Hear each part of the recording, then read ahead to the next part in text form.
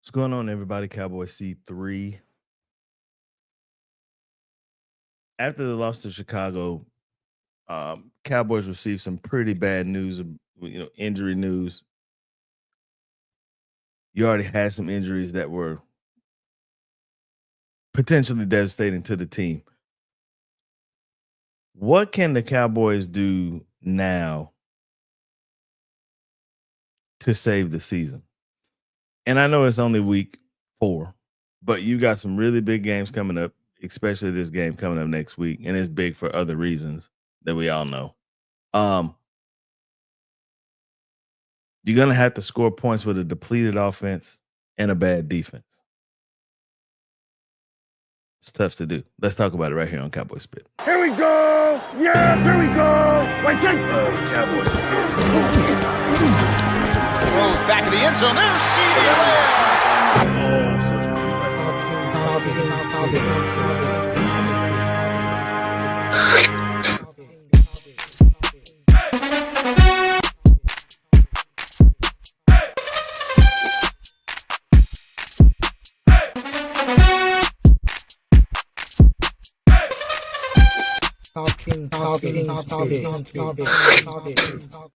What's going on, everybody? Cowboy C3. Cowboys game week this week. We got Green Bay Sunday night. It'll be a tough one, but Coach Brian Schottenheimer came out today and said that, everybody understands and everybody knows that, Micah Parsons will be in the building Sunday night.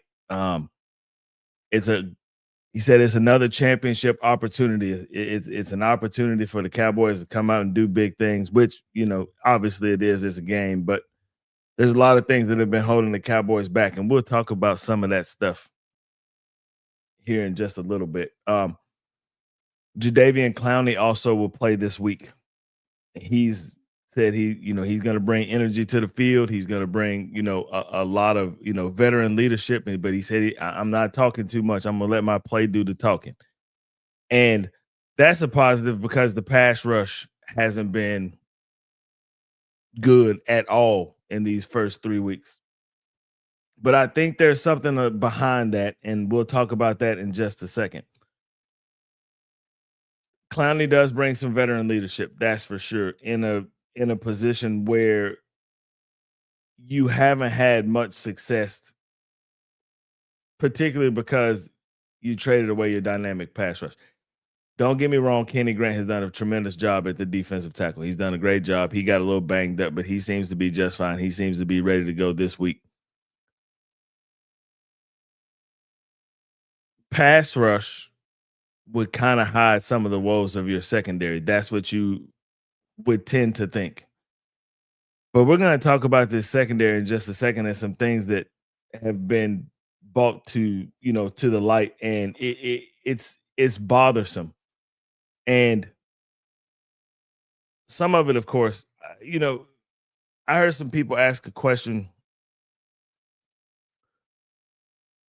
If you had to blame the Cowboys' defensive struggles on somebody, would you blame the front office, the coaching staff, or the players? And that's a really, really good question. I would tend to lean more towards the scheme, which would be the coaches. I think it's a bad scheme. And like I said, we'll talk about that in a second. Players, of course, in the front office, they made the moves to put this secondary on the field. But on paper, I said it at the beginning of the season with Kyer Elam, Deron Bland, Trayvon Diggs, and the safeties, it didn't really sound like a bad secondary on paper. But it hasn't panned out at all. And I think I have a good idea of why. But we'll talk more about it here in just a second. In injury news, it doesn't look good. You already lost Cooper B before. He's on the IR. He'll be out till week 6. At least. We got devastating news about Tyler Booker, rookie right guard, having a really good season. Kind of had a rough outing against the Bears. Nobody really understood or saw that he didn't leave the game, but he ended up after the game being diagnosed with a high ankle sprain that could potentially put him on the IR as well. So you're going to lose your center and your right guard. You have backups playing that position. We'll see who plays that right guard spot. Brock Hoffman normally would kind of fill into that spot, but he had to fill into the center spot. So we'll see what direction they go with the right guard. CeeDee Lamb, high ankle sprain. His diagnosis is that he'll be out 2 to 3 weeks. So call it 3 to 4 weeks.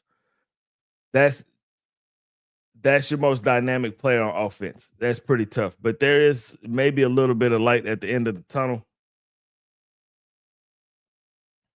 Tyler Booker with the ankle did not participate in practice today. Trayvon Diggs with the knee injury, and we'll see. I don't really know about that. Trayvon Diggs didn't practice today with the knee injury. CeeDee Lamb with the ankle did not participate in practice as well. DaRon Bland was limited in practice. It seems like DaRon Bland is on the path to come back on Sunday, which is a positive. You would think.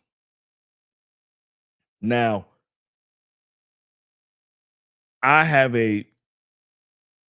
there's a stat, and I'm going to show it here in a second. There's just a graph that I'm going to show you guys here in a second. Not a graph, but a graphic that I'll show you guys here in a second. That the way this is all panning out, and Treguesi Bridges with the knee injury was limited in practice as well. There is a troublesome, not a statistic, but just a fact that happened in the game on Sunday. That was it bothered. I mean, to anybody that watched the game, you could clearly see what I'm about to show you, but it bothered me a lot to see it with just the factual of it.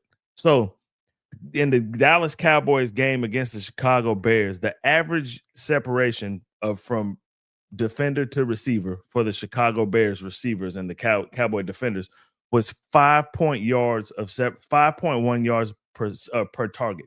5.1 yards of separation per target.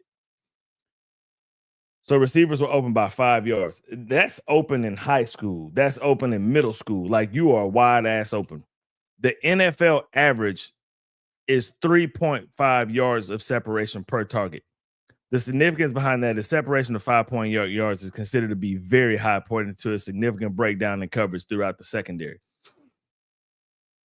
I believe that is blatantly obvious. Like, you can see it in the Giants game. It wasn't that evident in the Eagles game, although we did see Jahan Dotson go down the field for 50 yards and Kyer Elam was trailing behind him. But the closing speed on that particular play looked tremendously well.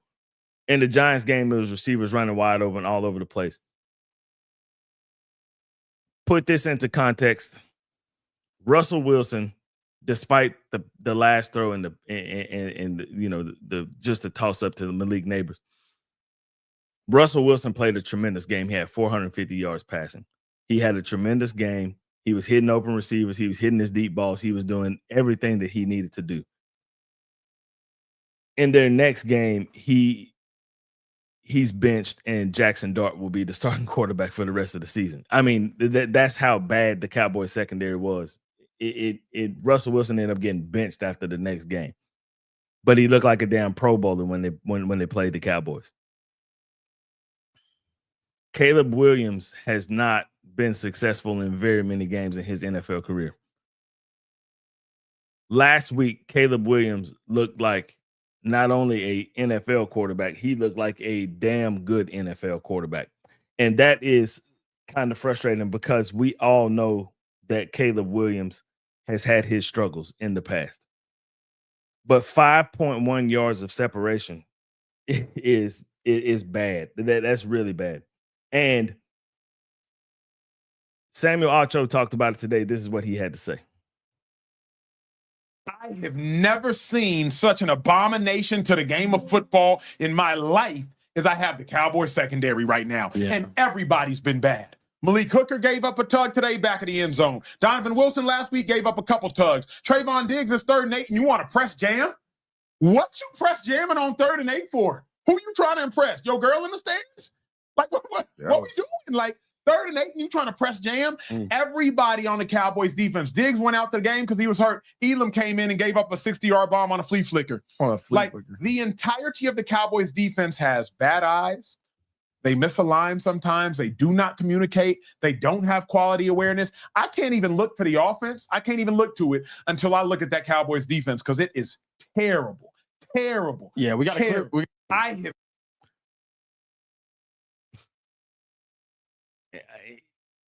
He's not wrong. And I normally don't buy into the hoopla, especially about the Dallas Cowboys in the media, because it's always magnified everything that they do. If they do something good, oh my goodness, this is the year they're going to the Super Bowl. If they bad, it's like they're horrible, they suck. It's all Dak's fault. Like it's always something with the Dallas Cowboys in the news. Like Stephen A. Smith is literally rejuvenated his career just talking about the Dallas Cowboys. Like it's crazy because the dude don't really talk about sports, you know, in a high IQ manner at all. But anyway, the secondary is bad. 5 point yards per 5 point yards of separation on an average in any game is crazy. But I'm almost convinced that it's the scheme. And the reason I say that is, well, just listen to what Rex Ryan had to say about it. Hey, D-Wood, just when we thought it couldn't get worse, this defense comes up with even a worse performance. And as I call them, you know, doomsday defense, man, the history of the Cowboys. Oh, my goodness. I see Bob Lilly.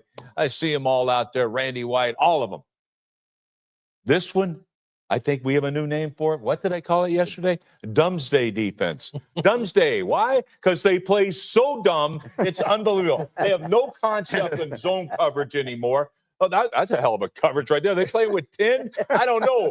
So you have no pass rush. And how did it get worse? How did it get worse? How did you get more embarrassed? Because a team ran 11 straight running plays at you. Yep. 11 straight in a 19-play drive. I don't think that's ever happened in the history of the game. Are you kidding me? That's how bad this is getting. They're getting punked. They're getting the ball thrown all over. They're getting the ball thrown over their head. They can't play anything right now. And so where do you start? Like, where do you start? You got to stand for something. Hey, I got an idea. You know, I don't know. It's crazy. A new concept. They're running 11 straight. Maybe we ought to blitz somebody off an edge to try to get in the backfield. I don't know. It's crazy. Let's play our zone. Let's play our zone because we're so smart. No, you're so dumb. You're so dumb. I can't stand it. Do something. I don't want to hear about it. You can't rush the passer. Then how about we sit more players at the quarterback? We can't play zone coverage. How about we play man coverage? You guys stink. I agree with a lot with what he said, and this is why. If you look at the players that the Cowboys have in the secondary, and this is the reason why I think the pass rush may not be as bad as what we think it is. If you have 5.1 yards of separation on an average per route in an NFL football game, then your ass is wide open from hut. You are open from jump. How the hell can the pass rush get there if the quarterback is taking 3 steps, 5 steps back and just getting rid of the football? The pass rush don't have time to get there. The ball is out of the hands of the opposing quarterback's hands so fast because the receiver is wide ass open. I don't have to sit back there and think about anything. This dude is going to be open, and it's because of the zone. I'm convinced it's because of the zone. Think about the players that you have in the secondary. You have Trayvon Diggs, Alabama product. Kyer Elam, Florida product. They don't play no damn zones in Alabama or Florida. They play man-to-man defense. That's what they do.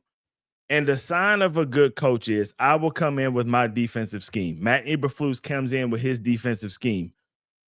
But I also know that my players may not fit my scheme. So I'm going to have to adjust my scheme to fit my players, because that's what's necessary for me to be successful. Right? So he said, can we pull a Donald Sterling and force Jerry to sell the team? No, we can't. Unfortunately, we can't. Jerry has done some shit in the past that will warrant a Donald Sterling type of deal to where the NFL says, hey, you got to sell your squad. But it's Jerry Jones. That will never happen. I wish. Wishful thinking, though, Larry.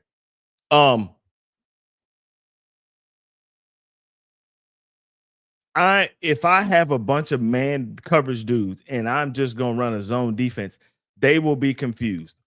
I saw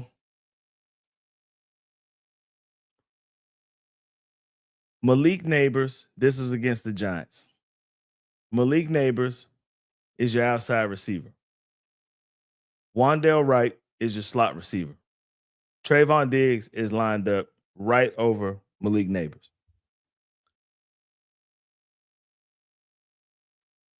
Trayvon Diggs backs off coverage, puts his hands in the air like this. He's lost right away. Malik Neighbors comes off the ball and immediately goes on a slant. 2 steps, he's on a slant.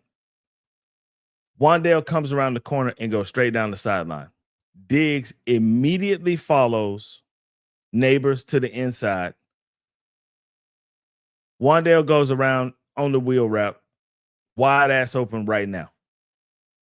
Diggs realizes, oh shit, I'm in zone, takes off running, can't keep up. It's a touchdown. In this past game, Diggs goes out with a shoulder injury. Now it's his knee that's bothering, but he went out of the game with a shoulder injury. Diggs steps up. Elam comes in the game. It's a flea flicker. If you go back and watch that play,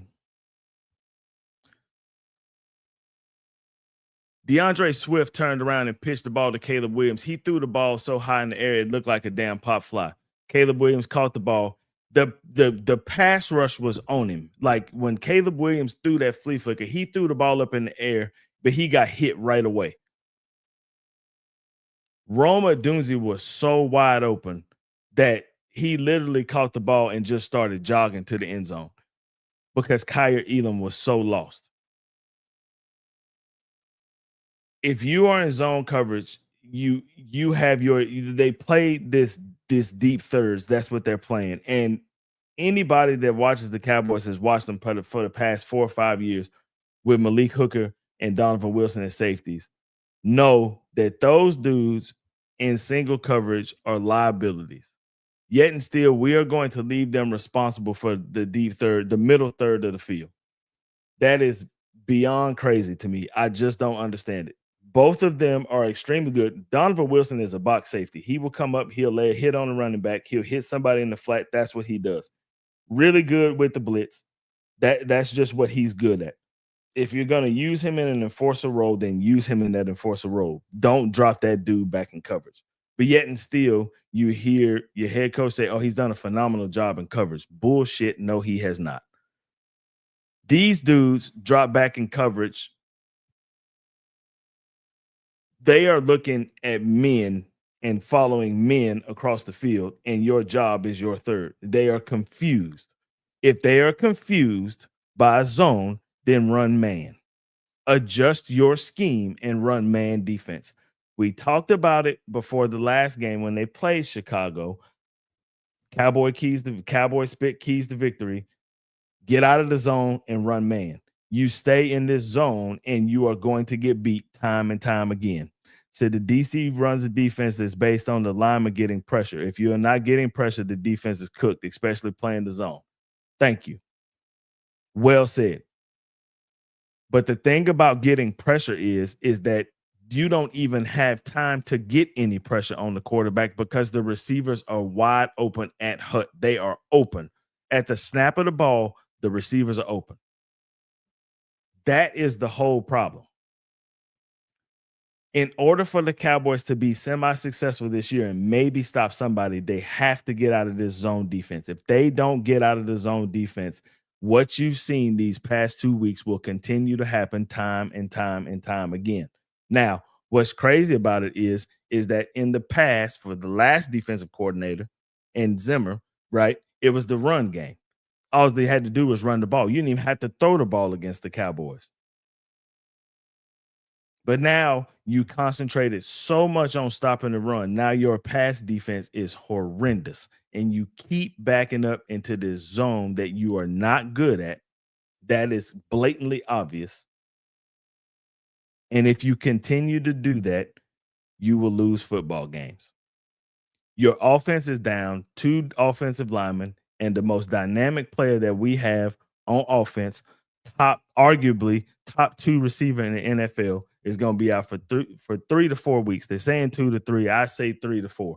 He's going to be out for a significant period of time. You're going to have George Pickens, Jalen Tolbert, and Kevontae Turpin. Still haven't played Jaden Blue yet, who's another dynamic player who could tremendously help you out in these types of situations, right? But I don't know what the hell is going on in the locker room that is so bad that this dude can't play.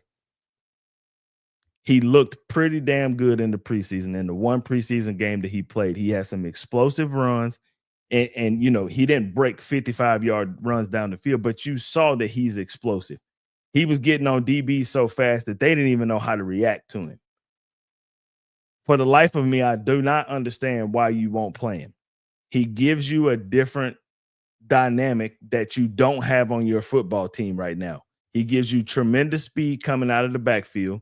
You don't have to just run 22 dive with him like you do with Javonte Williams, which is working just fine because in the last game that we played against the Chicago Bears, that dude averaged 7.9 yards per carry. 7.9. Game just got away, so you abandoned your run game and you had to throw the ball down the field. And then you lost your best receiver on the first carry that he had of the game, which I do not understand for the life of me why you got his ass in the backfield, but you won't play Jaden Blue. It just does not make sense.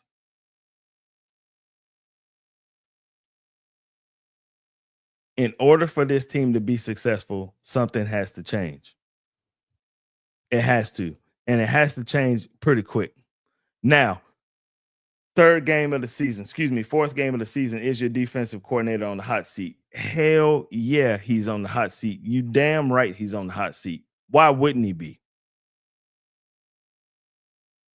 Why wouldn't he be? WFAA reporter here in Dallas had this to say about the Cowboys. I spoke to a defensive coordinator in the NFL who looked at the Cowboys' defensive tape, and he said, look, their problems are huge. It's blown assignments. It's poor technique. It's late technique. It's bad eyes in the secondary on the quarterback. So a variety of things, a lot of criticism of Matt Eberflus, but this is really, Mark, a long-standing issue for the Cowboys. Eberflus is their 4th defensive coordinator in the last 6 years.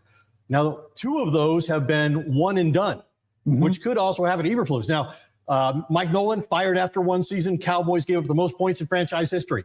Last year, Mike Zimmer gives up the 2nd most points in the entire NFL. He doesn't return. And now the Cowboys have given up 92 points in their first 3 games, only the 4th time in history. They've never won more than 6 games, much less made the playoffs in that situation.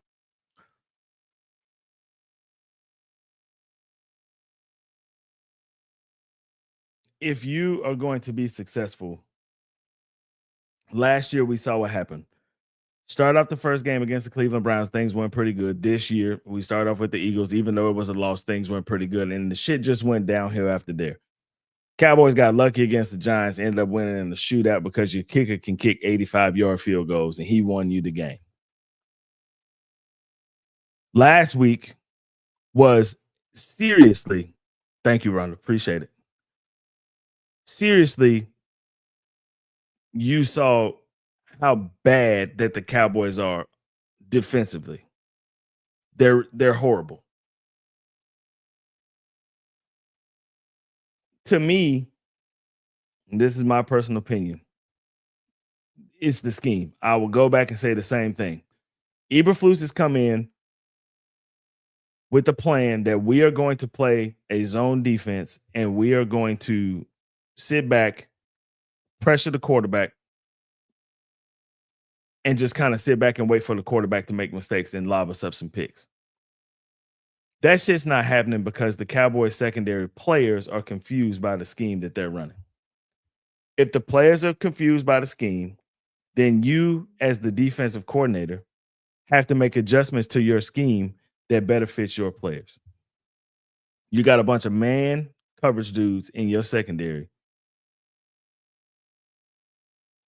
Swallow your pride and run man coverage. Run man, and I think this team will be more not necessarily dynamic, but they'll be better on defense. I'm not saying that they're going to be great, but they'll be better. Clowney, maybe he'll bring some veteran leadership to the team. The dude has an excellent motor. He's always had an excellent motor. I think that a lot of people think that Jadeveon Clowney was. I think they thought that he would be this all-world defensive end because of the career he had at South Carolina. It hasn't really turned out to be that, but he's always been extremely serviceable. And one thing Jadeveon Clowney is super good at is setting the edge. He will not let anything break his contain. That's what he does. He's super good at that. Keeping quarterbacks contained, getting a little pressure on the quarterback, and plays well against the run. I get it. I understand. Green Bay is going to come in here, and they're going to try to play action and run it. He said, do you have a link? What do you want to link to, Cowboy Champs? Talk to me, baby. He said it is the scheme. It absolutely is the scheme. It's horrible. If this scheme does not change for the 8th time, if this scheme don't change, like you are looking at the Cowboy defense and what it'll be for the remainder of the season. And if your offense isn't scoring 40 points a game, then you won't win. You will not win football games. The running game this year is pretty damn good, right? It is pretty good. And that would have, if your defense was strong and you can run the ball, that would give your play action pass game all kinds of dynamics, and you would be a really, really, really solid football team. And the thing about it is that I'm not so sure that the personnel on the defense can't give you some success with the things that they do. But the things that they are doing presently right now, and I'm talking about scheme, running this bullshit ass zone 3 that they've been running for the last 3 weeks, it's not going to work. It's just not going to work. Then they don't have the personnel for the scheme. Precisely. You don't have the personnel to run a cover 3 zone. You don't have it. You don't have the player personnel in the locker room to run that. So your job as the defensive coordinator is to adjust to the personnel that you do have in the locker room so your team can be more successful. That is your job. Period. End of story. That's it. Say Dallas is a bad squad. Right now, especially defensively, yes, they are a bad squad. I agree. Say, hey, Corey, do you think the Cowboys will play less than awful against the Packers? This game has the potential to get really, really bad, really, really fast. And I'll tell you why. One, they're hungry because they lost to Cleveland. They are hungry. They feel like they lost a game that they had no business losing, which is very, very true. So they're hungry and they want to get back on the right track. 2, Micah Parsons will be cut loose in Dallas. Dak is in trouble. He is in trouble. You're missing your most dynamic player on offense. You're missing your center and your right guard for an extended period of time. Yeah, they're in trouble. This has the potential to go really, really bad, really, really fast. And I'll talk about the game on Saturday. But I'll tell you right now that there's no way in hell that I'm picking the Cowboys to win. No way in hell. It's just not feasible. Not with what they've shown these last 3 weeks. I haven't got a game right yet. Not one. I said that they would beat Philly. I felt like they would play Philly. Actually, I said I felt like they would play Philly close and they would lose. I said that they would blow the Giants out because I did not feel like that the Giants were a good football team, and they ended up in the damn shootout. There is no way in hell that I thought that they would lose to the Chicago Bears and they go into the Windy City and get their ass stomped. No way I would pick them against Green Bay. No way. And Green Bay's got some injury problems of their own. They just lost their best. They just lost their best receiver is already on the IR. They just lost their second best receiver and the tight end is banged up. Micah Parsons didn't practice today. Josh Jacobs didn't practice today because of some injuries. Micah Parsons, I think they're just trying to rest his back because they plan on that dude going bananas on Sunday. Rightfully so. Rightfully so. What a better way to tell your former team that you messed up by trading me. Don't give a damn what you got, because really all you got is a couple of second-round picks, because the Green Bay is a good football team. No way in hell that dude's not going to come in here and wreck shop. There's no way he's not going to do it. And if he doesn't do it, right, it's because the Cowboys are just going to run the ball the entire game and run right at him, which is his weakness. That is his weakness. If you run right at him, Micah Parsons does not play the run well. But if you're giving up deep touchdowns and you can't run the ball, all you can do is throw it, then yeah, it's going to be a long afternoon. Well, evening, excuse me, because it's a Sunday night game. Yeah, so that's what we got. There's just some things that I don't think the team has done to put themselves in situations to win football games, and I don't know if that'll change. I hope it does. I hope that this body of work in these 3 weeks have shown, particularly some coaches on the coaching staff, the defensive coordinator shows him, okay, this shit's not working. We need to go with something that's more comfortable with the players that I have on the roster, and let's get these dudes in position to win some football games, to at least play some close football games and not get blown out. But we'll see. We'll see. Okay, on Sunday, I will still do a show after the game. I think that I will be at the game Sunday night. If I do, I'm going to try to go live at in the parking lot after the game and maybe talk to some people and get some fan reactions like right after the game. If I get an opportunity to do that, that would be really, really cool. Still trying to work that out. But I'll be on Saturday, give keys to the game, keys to victory, if there are any keys to victory. But there are some ways that the Cowboys could possibly win this game or even, be competitive in the game. And we'll talk about, final injury reports, who's going to go, who's not going to go, and I'll give my prediction to the game and give a score prediction. And hopefully I'm right this time. But I don't know. It's just this is it's disappointing. It is really what it is. I expected the team to at least be competitive, to go out and show some fight. And I could see, especially on Sunday afternoon in Chicago, I could see where the Cowboys kind of laid down.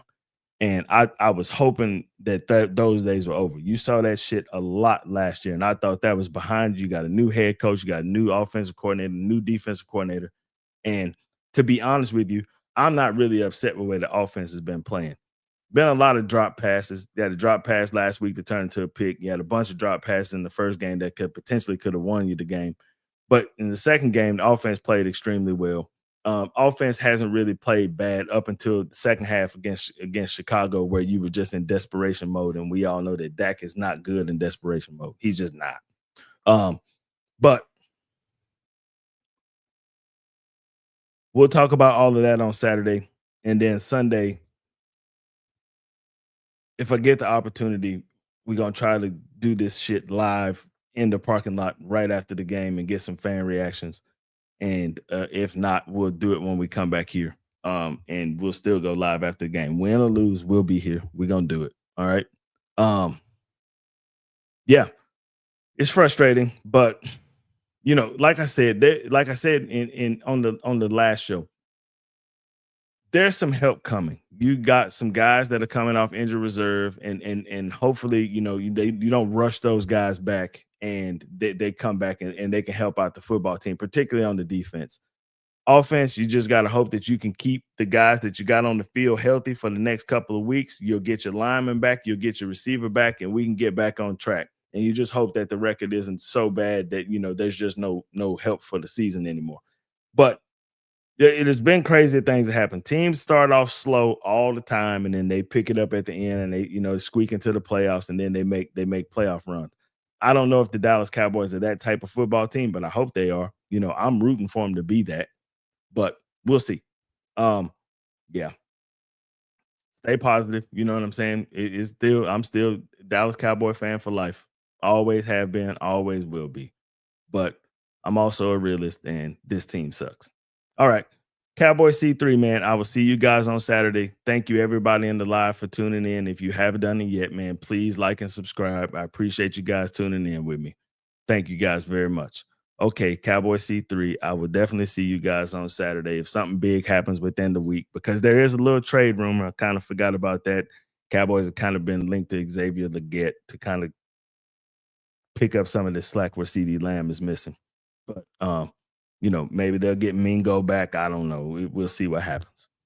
All right, guys. Cowboy C3, man. I'll see you guys later. All right, peace.